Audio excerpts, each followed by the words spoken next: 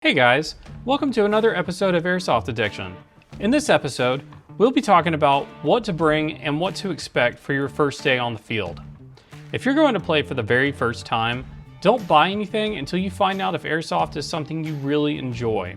Some of the best deals I've gotten on gear were from people who dropped a lot of money for their very first game, and then they discovered that they just didn't enjoy it as much as they thought they would.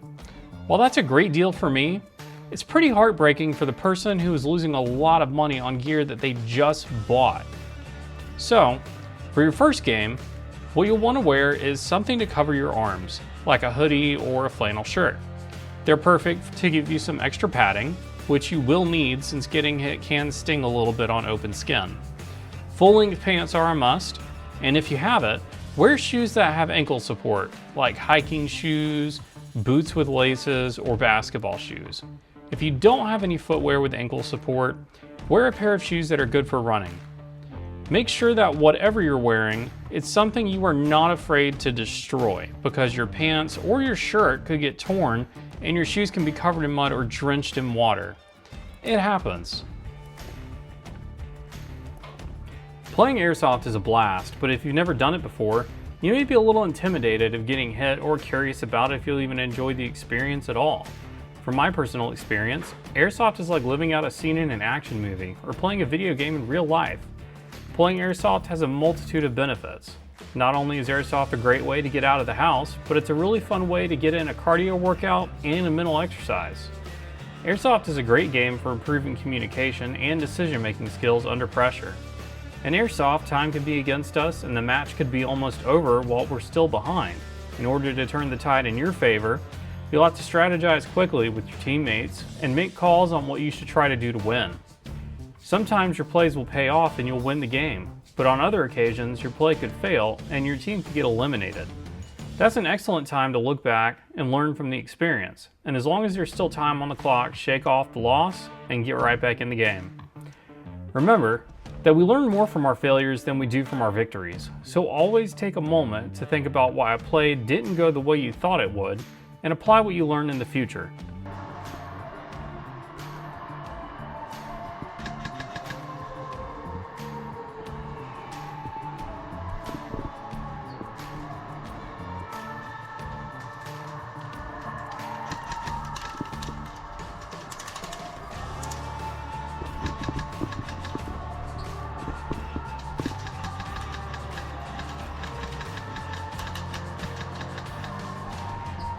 So how can you improve your odds on day one? Well, the first piece of advice I would give you is map knowledge. Knowing the field layout is detrimental if you want to come out on top. Make sure you pay attention to your side of the field and remember which ways your team is going and where your team likes to hold up and take cover. You obviously need to watch for the opposing team's movements, but I say to watch your own team because eventually you'll switch the sides of the field that you're spawning on. So if you have observed the lay of the land, you can set up ambushes, creep around behind the enemy lines, or disrupt the advance of opposing forces by holding a location that has frequent enemy travel. The second tip is communication with your team.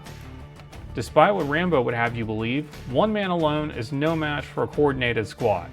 You don't need the whole team to be with you to be effective. Having a small 5-man fire team that is all working together on the field is a game changer. A structured fire team can hold and defend a location against a much larger enemy force, especially if your team is varied and you have a combination of snipers, machine gunners, and riflemen. If this is not possible, even a 2-man team can have a surprising effect if they are communicating and working together. Take risks. After all, this is just plastic BBs. Don't be afraid to take chances and try to make epic plays or move on the objective alone. If your enemy does not know how to properly lead a target, you can also outrun a shower of BBs. And I have helped secure multiple victories for my team by putting my gun on the ground and just making a mad dash for the objective. Play smart and hard. Use wise tactics. Never run blindly into a hostile area and expect to come out with a victory. You may get lucky, but that's not usually the case. That said, you also have to be aggressive. When the match is heating up, a lot of players can let their nerves take over and they root in place in locations that are either too far away for that player to be effective or wide out in the open where they're a massive target. Unless you're a sniper, get in close and push the enemy back. Make them abandon fortified locations and force them off the objectives. Pre-fire, pre-fire, pre-fire. You may be thinking that you should only fire when you can see an enemy clearly, but this video clip will show you why pre-firing is important. If I had pre-fired that location, I wouldn't have gotten taken out by the person directly on my right through that doorway. Be sure to pre-fire when you're coming around corners, that way you can take your enemy out before they take you out. I've both won and lost firefights due to proper implementation of pre-firing. The most important thing to remember is to have fun. This is a game, it's meant to be fun and helps to relieve stress from the work week and our everyday lives. The community is very welcoming and filled with good sportsmanship, so be kind to your fellow players. And if there's an issue with another player, don't confront that person yourself. Make the refs aware of the issue and let them handle it. Lastly, support your local airsoft businesses because they are what helps keep our sport growing.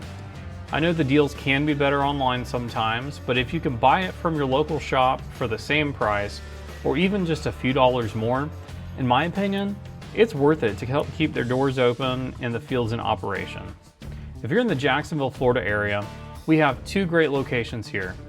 Our indoor field is Battalion Airsoft Arena, which is located downtown in the Warehouse District, and Airsoft Barracks has an outdoor field on Sunbeam Road off of San Jose, and they also have a walk-in store on Old St. Augustine Road.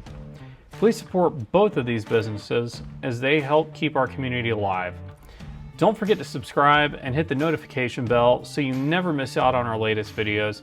The next video is already in progress. I'm putting a pair of Pit Vipers to the ultimate test, and so far, they've survived a lot, and I'm impressed.